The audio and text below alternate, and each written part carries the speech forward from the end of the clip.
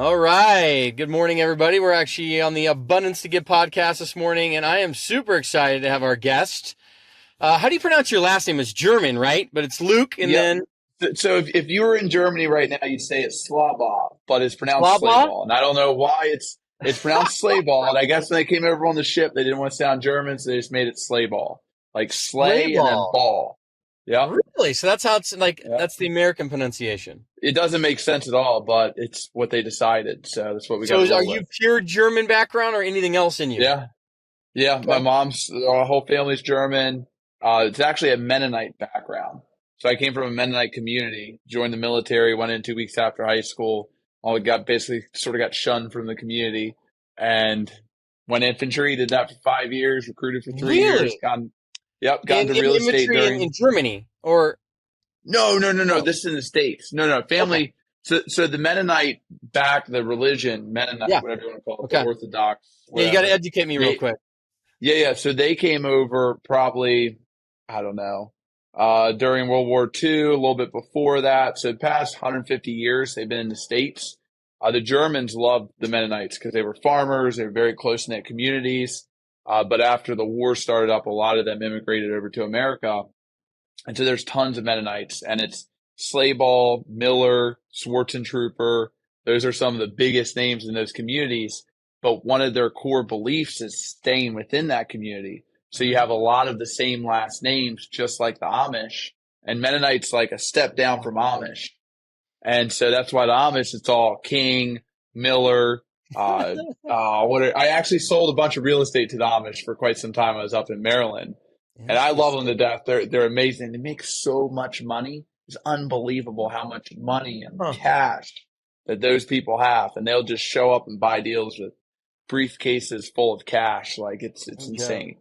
Well, Another that's world. But cool. anyways, Yeah, with the German, that's really cool because I lived in Germany in Heidelberg for about a year okay. Uh-huh. during college. So I Wow. got a little of that, and traveled all over Germany. The one thing I loved about the Germans more than anything is those damn trains are always on time, like to the Yeah. second. I mean, you could be Yep. standing there waiting for the train to pull up, and you're like, "Oh, it's going to be late." Nope, pulls right Yep. in. I mean, on time every freaking time, which is the A complete lot of opposite if my you go to France and everything's late. well, that's, yeah, French. But a lot of my buddies are stationed over there in Germany, and so they're always using the trains and the cheap flights everywhere and traveling on the weekends. And I think when you're stationed in Germany, you always get a 4 day holiday every month because Oh, you interesting. recognize the local holidays and then Yep. America's holidays. That's cool. Yeah, I remember we So, traveled a lot. So we had classes Monday through Thursdays, and then we could hmm travel, Thursday evening through the weekend, which was super nice around Europe. Um, that's awesome. well, so with the military background. So I want to talk about two things real quick. So that you're hmm obviously you have real estate in your background with the real estate license up in Maryland. hmm So talking about that, because then your connection with Elena Cardone and hmm EXP, right, and that whole deal, Yep. and then you Yep. connect that with the military side. So I want to talk about the military side first, because that's probably brought hmm in a lot of habits, right? hmm From discipline, consistency, all of these things. My business partner is a former Marine. So, I mean, I hmm can go right into that mindset of the level of discipline that's needed and just the hustle and the motivation and everything that's inside of hmm you that's driving you of all the stuff you're doing right now and where you're planning to go. So, I want to talk about that hmm end of it. So, let's talk about the military. When did you get in?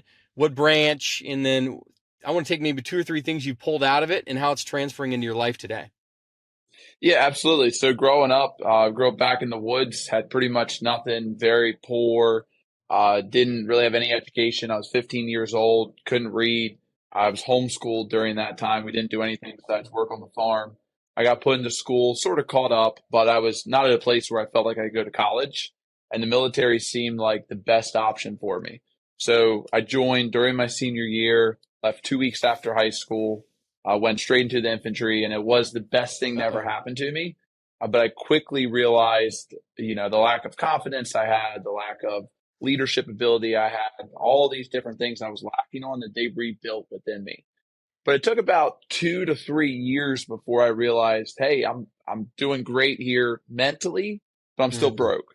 And I didn't was not making the money I should be making, didn't have I was still in that poor mindset, poor mentality, the same way I was growing up. And so I was like, something's got to change. And that's when I found my first mentor while I was still in the Army, still doing the military thing every day. And he led me into this journey of Rich Dad Poor Dad was the first book, like it is most people. Yep. And so I read that book, just got interested in real estate. And I realized that I didn't have to have a master's degree in law to go make money.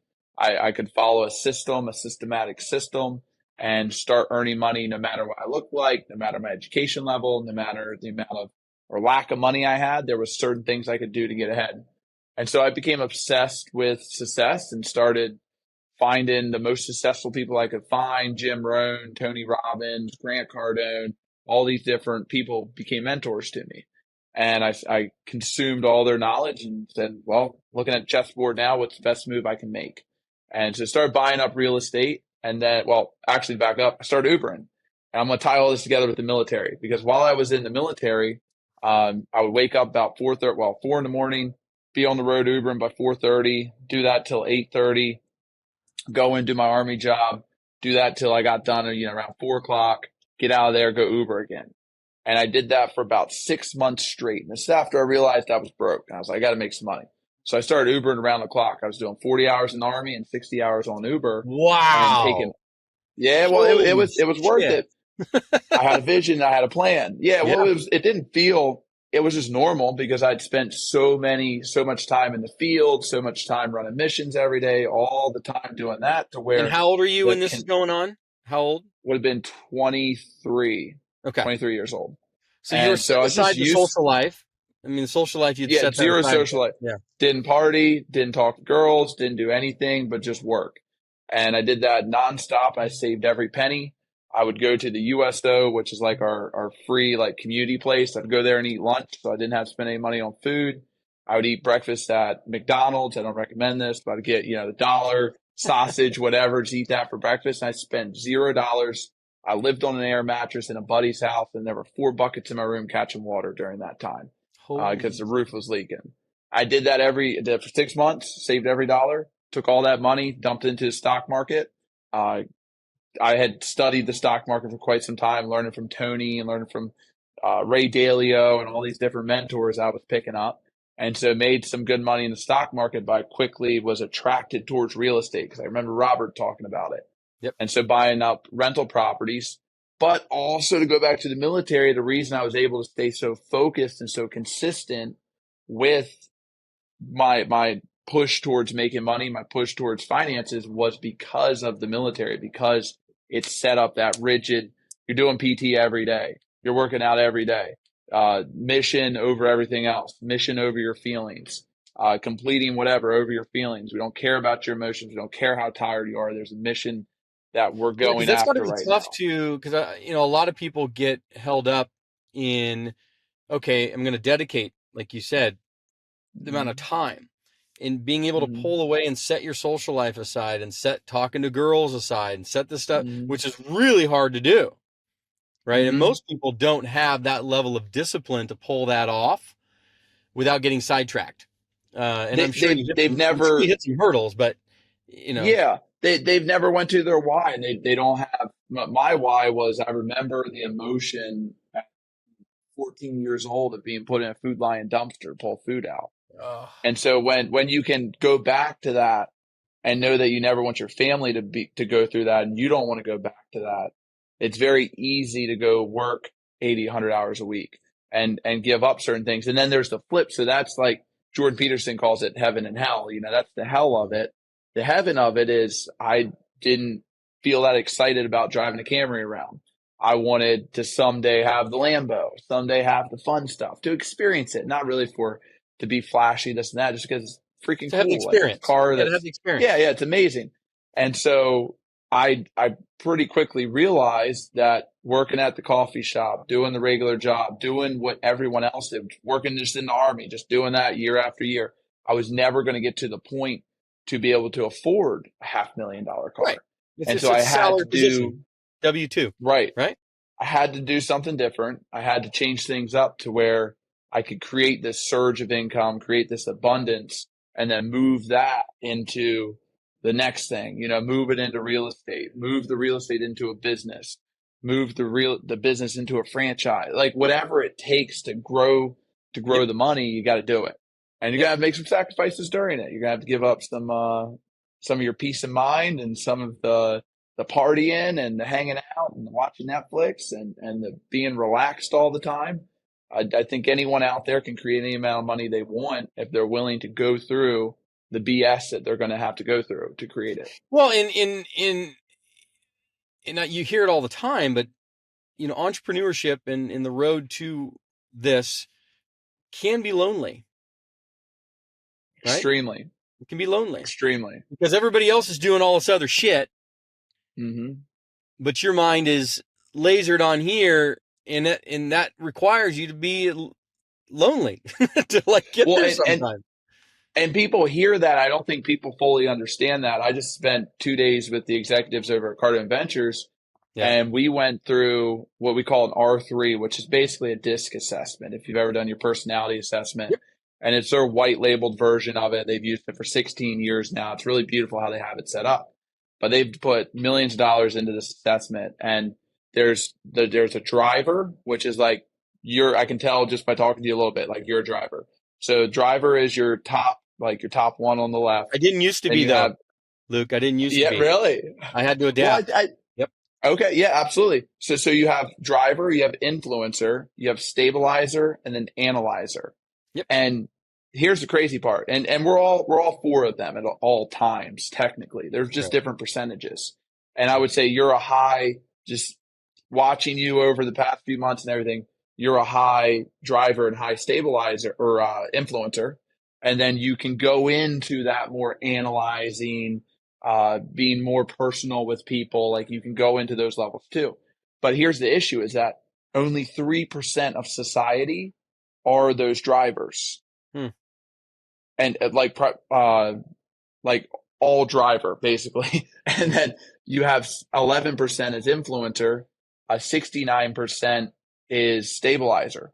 So there's this huge difference. And this is where you watch these people that they feel lonely because they're being called towards this, I got to do it. I got to do it. I got to push. I got to go for it. I got to go for it no matter the risk. And that's that entrepreneur. And they're one of those drivers and they're 3% of the population. Here's an interesting thing with the 10X community. Over 25% of our audience within that community are drivers.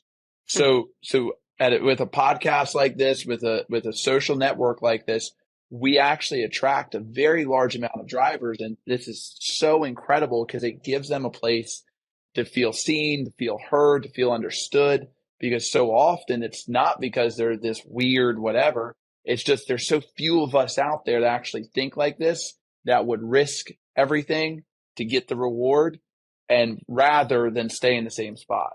Yeah. No, because I actually, when I did my DISC test, some years ago, I was actually a CS. Okay. Right. All right. So I was an analyzer, right? Yep. Very analytical, and I'm still that way. Okay. Yeah. So that's my base, which is the irony of this, right? So, and the S is like soccer mom, right? If you're like picture soccer mom, stabilizer. I don't want a lot of change. I don't want a lot of things moving around. I like consistency, like all that stuff, right? So I was a CS. And once I understood that, I'm like, well, that's not going to work because I have this dream of this. And I said, a CS is never going to get there. It's never going to get there. It's never going to get there. So I, honest to God, had to start adapting in moving my S to a D.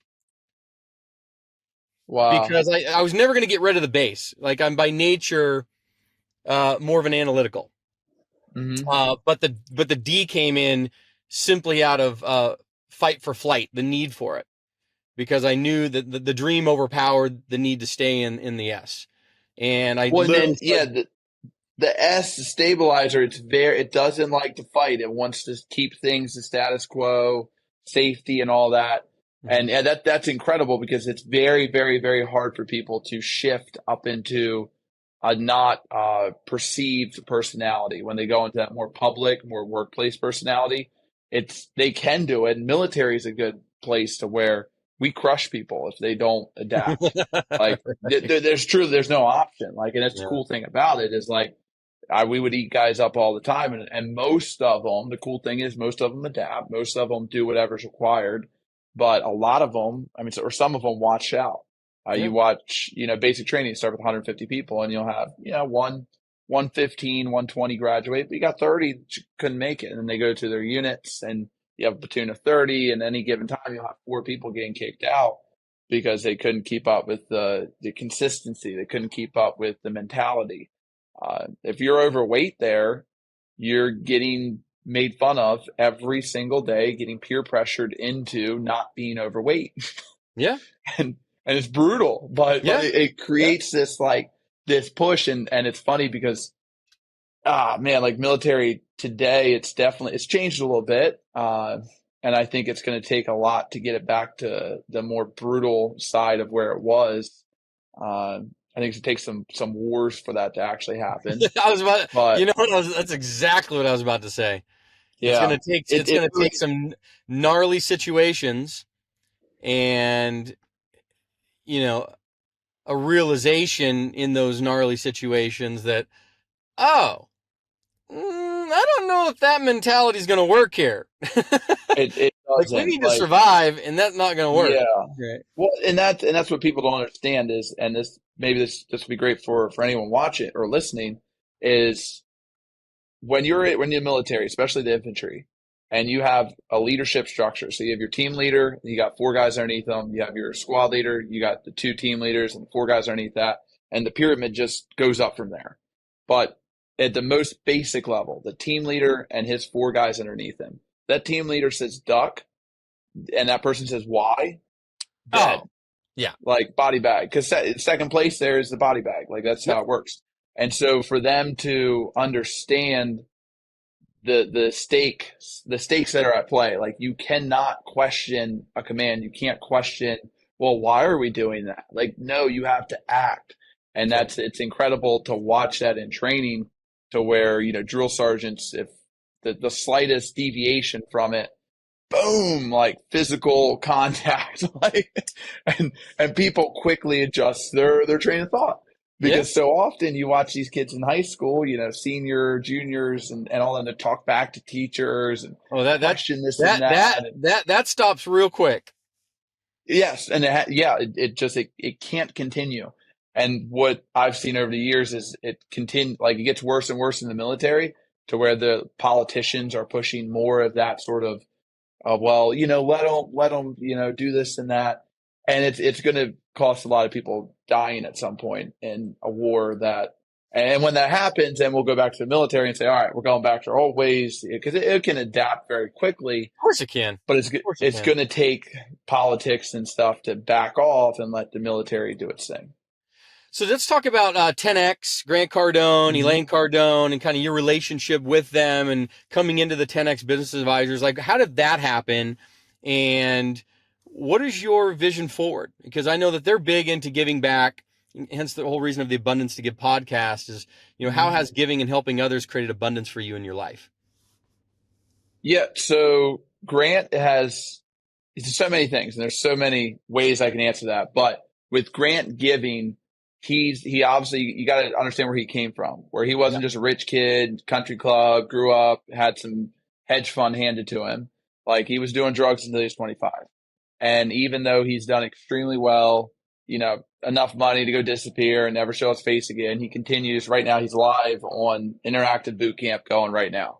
And he's doing that and he teaches in there and he constantly, puts out on social here, there, everywhere because he does have a true passion for reshaping people's lives. And I look at my own to where when I came into real estate, the reason I got involved with Grant, I actually did not like him. I thought he was arrogant, cocky, didn't want to listen to him. And I had a Tony Robbins coach at that point. I still do to this day. But I had my coach, I asked him what his favorite sales book was. What's the best sales book he got? And he told me The Bookseller Be Sold by Grant Cardone. I was like, all right, I'll put it my I don't like him, but I'll go read it. You told me. And so I'm coachable. And so went and read the book and I read it or listened to it 3 times in my first 2 weeks to have my real estate license. And that book changed everything for me. Like taught me about omnipresence and getting out of obscurity and being everywhere and the whole abundance. And there's tons of deals out there. Just go, more hands you shake, the more money you make, and just go push, push, push, push, That's a push. great quote. And That's a great quote. The more hands more you hands you shake, the shake. more money you make. It's true. It's true because you never know when you're going to meet that person at the supermarket that you start a business with someday. Yep. You never know that DM you might have to someone where you didn't want to send that sparks a multi-million-dollar idea or even $100,000 idea, whatever. Or you sell a house to them, it's $10,000.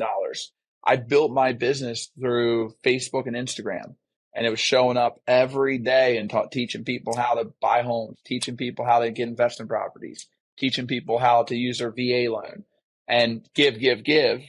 There's an abundance of clients. There's an abundance of information. So put out as much as possible, share it freely, and you just never know who you're going to come in contact with that's going to grab some piece of that content that they connect with. And then you bring them into your world. You figure out how you can help them. Figure out maybe it's a charity. Grant has this whole 10X Foundation where they help tons and tons of kids in inner city all over the country, which is really awesome. And they tell us all the time, they don't ask for $10. They're like, hey, donate. They come after us for quite a bit. But which is good because, their programs are expensive. Here's a lot the of link. the stuff. Yeah. A lot of the stuff that Grant does is really expensive. And so Grant does that for a reason. He conditions people to spend money. And I didn't understand it for a long time, but if you're always offering seminars for $50, like people are going to show up not wanting to spend any money. But when they spend $5,000, $10,000, $20,000 to go to his programs, they're cool with spending $40K for a 2-day workshop to increase their revenue by 30% over the next 3 months. Like people are fine with that. I've watched the results of that over and over. Interesting. That's the reason I became a business advisor, 10X business advisor with Grant, which is a franchise. It's not just a licensee or an affiliate or anything like that. It's a legal franchise, federally regulated. I was the third person in the world to do that. And the reason I did it was because I see the footprint that he's creating with the community and how big it's growing in all of these different sectors.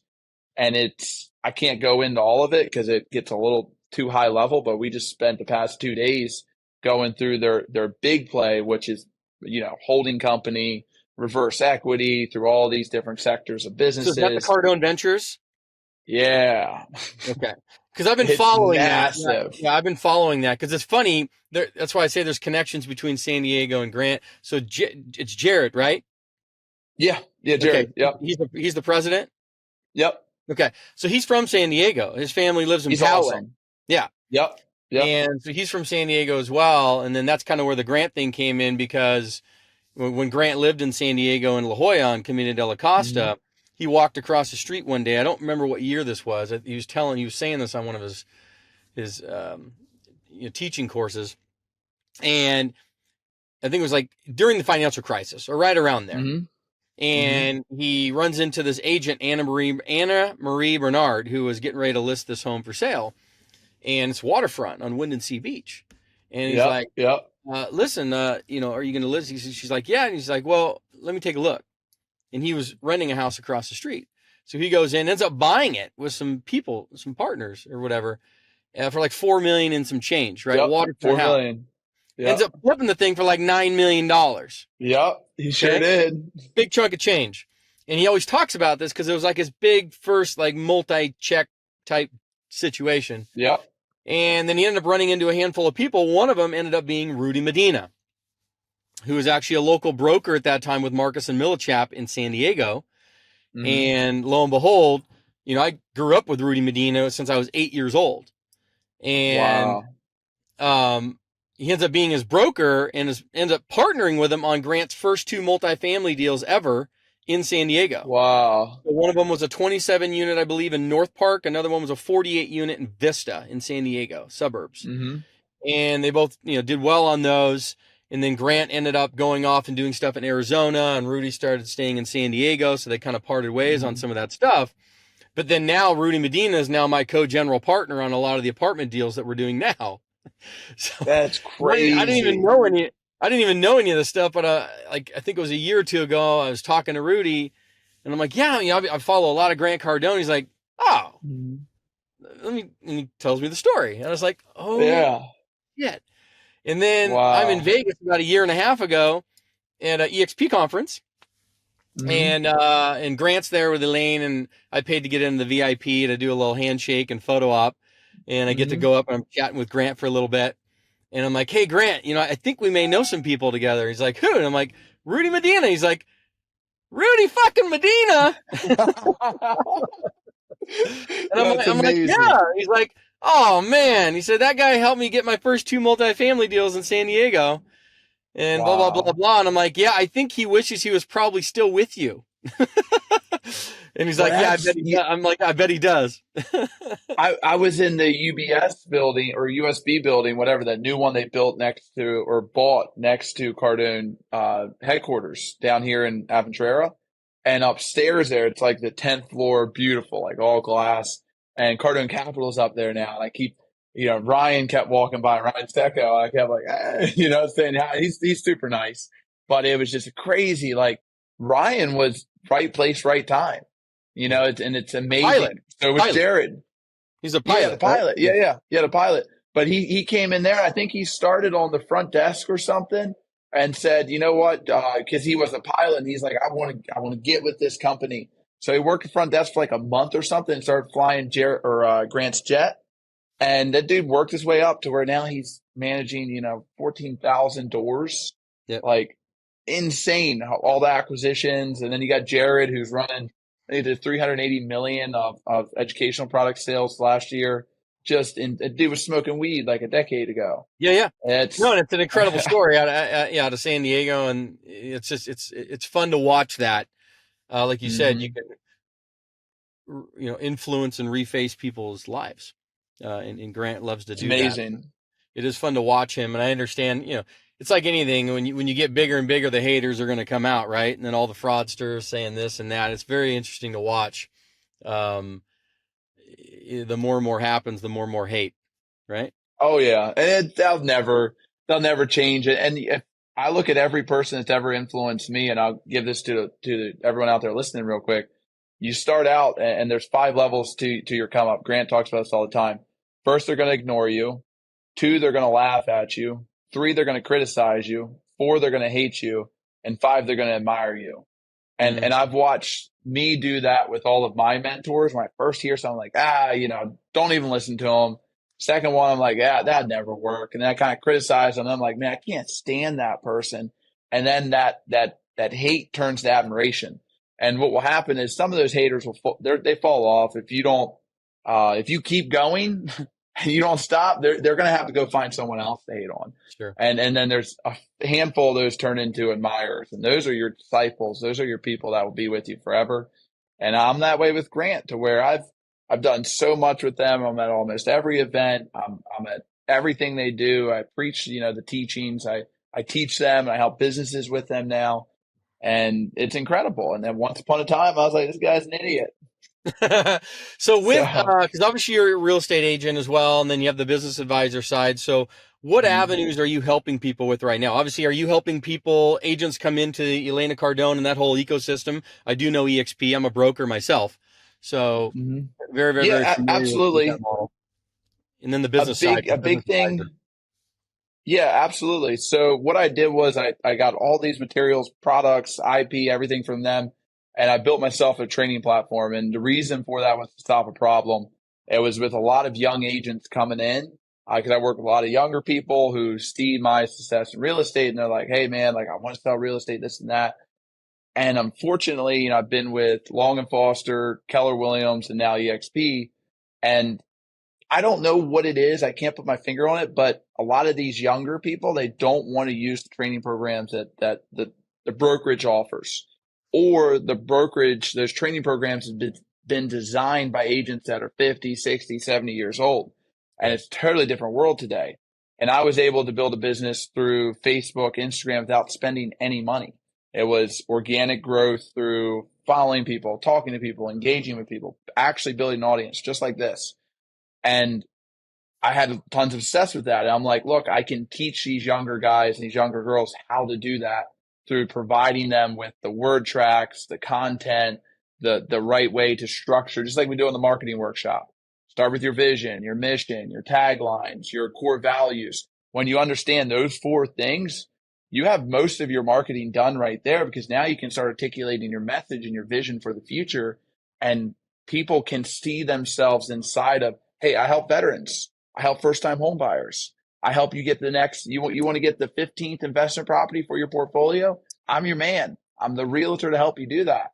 And teaching people how to word that and how to phrase that, and getting their pitch down, getting the benefit down.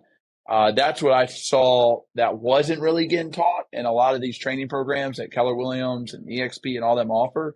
So I designed my training program to where when agents want to come work with me, I get them hooked up on that. So I don't have to spend all day, every day mentoring and on phone calls and this and that. And I can watch, just like Cardone University, where I can watch their progress to it. I can make sure they're training, make sure they're doing the right thing. That way, whoever's actually putting in the time, I give more time to. I help mentor them more, and we can make sure they're And then I successful presume in the you came in marketplace. under Elaine. Is it Mhm. Elena or Yep. is it Elaine So or it's Elena? funny because Elena, yeah, you're good. It's about the same. But Brian Colnane, he helped build EXP with Glenn. Brian is amazing individual out there in Scottsdale. And I got connected with him on social media once again, just reaching out to people, saying hi. And we got on a call, and he's an awesome guy. But I'm like, what do you do, Brian? And he's like, I'm a liberator. I'm like, what does that mean? Yeah, it caught my attention. I use that one now sometimes. And he's like, well, I help people, get with the right brokerage to where they can do more, make more, better math, all that sort of stuff. And so we chatted for a while, and he's like, yeah, Elena is one of the people underneath me. And Brian's got like 10,000 agents or something around him now. It's crazy. He's massive. But I'm like, well, hey, like I would, I'm already in really deep with the whole 10X world. I would love to go deeper. And so I moved, my license over to that brokerage, work with her now. And yeah, it's a great community. We have so many resources, and it's just, we always say his slogan is, and it's probably EXP too, but it's just math. Like it's hard to beat the numbers with EXP.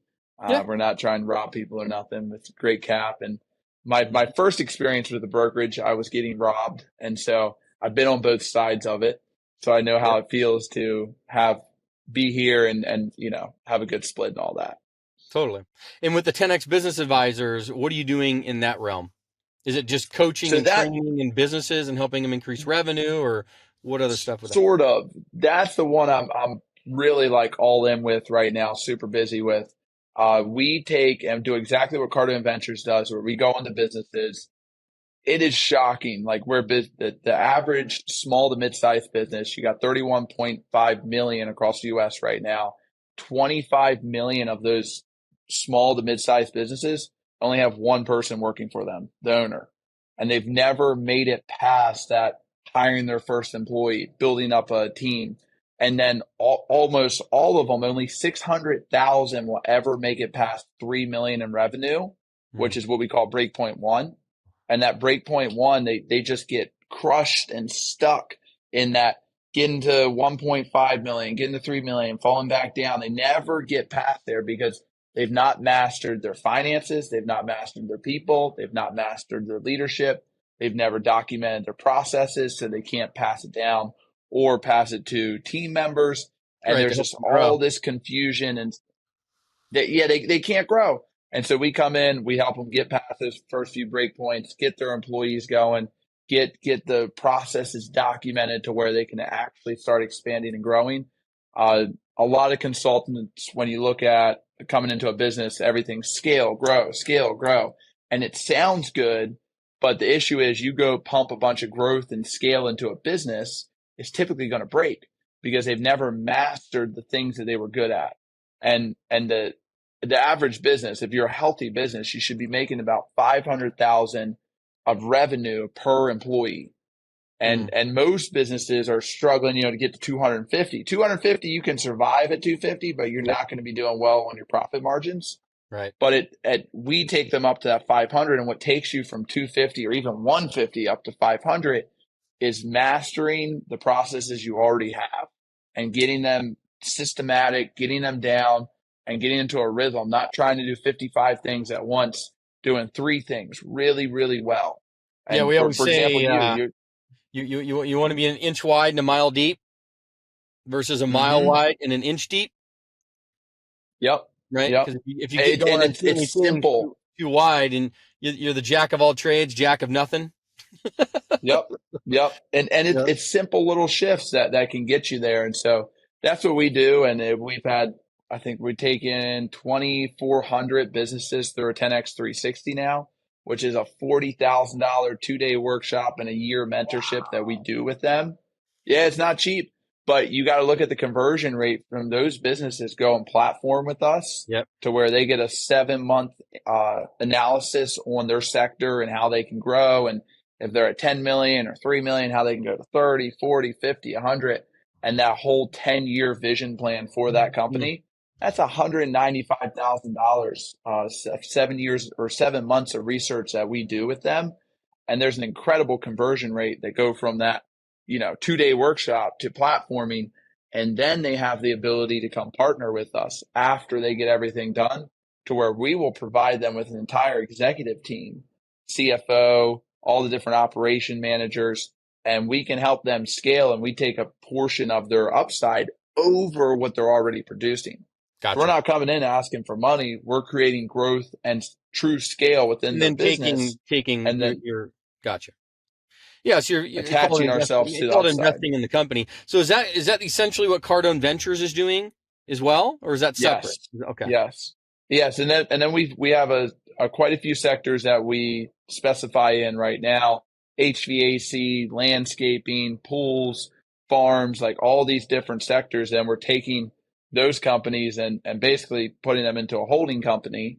And then that's a reverse equity play. It's exactly what Brandon did with Audiology, the whole hearing aid company that he put together, to where he took, I think it was 170 of them, sold it for 77 times EBITDA, which was, he made 150 million, and everyone else made a bunch of money, and it was all reverse equity. So the people who put their franchises and their companies within that holding company, they didn't lose any of their company. They just got paid a check, and it was Well, amazing. And yeah, that's because what's you're happening saying that now. Cardone Ventures or whatever it is comes in, takes an equity stake, helps the Hmm. company grow. No, no, no, no, no equity stake. Okay. There's no, it's reverse. And I finally understood this the other day, because I thought that's what was going on too. They create a holding company to where if you partner with us, you get a percentage of that holding company. And, Gotcha. and so you get equity in that. And so we're not taking any of your business. Now you have to, and this is why you got to go through the different procedures of the Yeah. workshop and the platform, so you can fall into a very specific way of marketing, of selling, of doing your business, to where we Gotcha. make you extremely profitable. Gotcha. And Because then that you because that because combine that, all, that that that's the upside to Cardone Ventures is you got to Mhm. perform because that's how they're going to make Yes, their money. Because you're saying as correct. Cardone Ventures puts all these companies into this holding company, that's huge value for Cardone Venture, of which you have a Hey, piece in it, right? correct, Right. But in correct. order for that to And really be successful, you have to follow a very specific system. Is that what I'm gathering? yep, Yeah. yep, Got absolutely.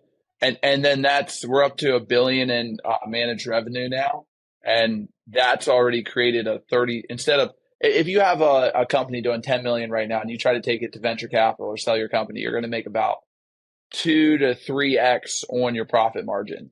it. Okay. Versus when you get up to, a few hundred million to 1 billion, you're going to be able to earn 33, well, let's say 23 to 33. It's going to go higher and higher the higher you go. Your Hmm. company becomes worth more. So venture capital will come in, private equity, and will buy that and pay a premium for it because it's so big. Gotcha. Interesting. Huh. So It's so a very so the interesting business more, model. it's Is that fascinating. what It's is that what Alex Hormozy's doing with acquisition.com? Is it similar to that? I don't know if he's doing a reverse equity or if he's actually taking like an equity play on it and then they're selling it as, lump sum portfolio of businesses. I haven't researched him enough to fully know what their model is. Okay. But I like Brandon's a lot, Brandon Dawson, because I mean, he's not taking the companies from anybody. They're Gotcha. keeping their company, they're keeping their family company, whatever it might be. They're holding that exactly like it is, and they're getting profit they would have never actualized Sure. before partnering But with us. in order to get into that Cardone venture and into that holding company, like you said, you have to come through the workshop. You got to pay for that to get into the Mm-hmm. systems, to follow a specific method for doing things to get Yep. you that way they can almost predict the success in a way, right? Yes. And it is predictable, because you look at, and it's shocking. Like, you look at these businesses that come to a finance workshop, and they KPI, so key performance indicator. They don't even know like what their KPIs are. They don't even like, they have no idea what's going on in their business. The leadership's shaky at best. There's no vision. There's no mission. You look at an executive team, and they're all over the place. There's, one person wants to stay as a lifestyle company, just to pay for the country club and the BMW. Another person wants to go bigger, and the husband wants to buy the platform, and the wife doesn't want to do it, and everybody's on a different page. And so it's aligning all of those different, and maybe getting rid of some. Maybe you got to get rid of someone on the executive team, but aligning the vision, centralizing what the push is, what the mission is. And let's get back to the military. You look at the military, that's why it's been, we can take different ethnicities, religions, upbringings, cultures, bring them all together, and everybody gets along and pushes forward, because there's a centralized mission. Mm-hmm. But you have to create that within a company. Otherwise, everyone's just doing their own thing, and you're kind of pissing in the wind and hoping that for it to not come back and hit you. For peeing up a rope, my friend, which we all know doesn't work. That's right. That's right. Absolutely. We'll finish on that, man. This has been incredible. I hope you got a good time on here, and we'll be able to get this chopped up and out to everybody and share it, because your message, your background, what you're doing. I wanted to be able to get you on here before you get too big, because then maybe you'll be too big. No. You'll be too big. Look, anytime. I want to thank you for having me, and thank you everybody for listening. And just last thing I'll say is, no matter where you're at, keep going. You're going to have those seasons of doubt and those seasons of fear, and you're watching probably the next hardest 36 months ahead of us, but it's also going to be the most opportunity that we're probably ever going to have. So lean into whatever you're doing, keep going, keep pushing. And it's, look at someone like Grant and so many others who built their business during this economic free fall we're going into, if you want to call it that. And there's just, get with the right people. Get with people like Justin. Get with people like myself. Get around people that can help keep you moving forward on your mission, on the same track. Because look around for what's wrong. It's everywhere. Wars going on, inflation, government. Trump's talking about nukes now. Biden's talking about ice cream. Like, who even knows what's happening? Like, it's crazy. I love it. Where can people find you? Just saying. We'll finish off. Obviously, Instagram is going to be the easiest one for you. Yeah. Yep. Instagram, sold by Slabaugh. So sold by my last name, SCHLABACH. All over there. You can shoot me a text. We'll have all my contact info in here. Whatever you need, whatever I can help with, I'm happy to. I do 2 calls a week, 2 live calls for my community. I let people hop in now and then if they want to just check things out. So I love to have you. It's just like this. We talk about your why, your vision, what you're doing, how to build your business bigger, all of that. So love to have you there. But shoot me a message on Instagram, and I'll definitely get back to you. Beautiful. All right, man. Thanks for your time. I appreciate it. We're going to stop the recording now. Everybody, go take a look at this guy. Going big places.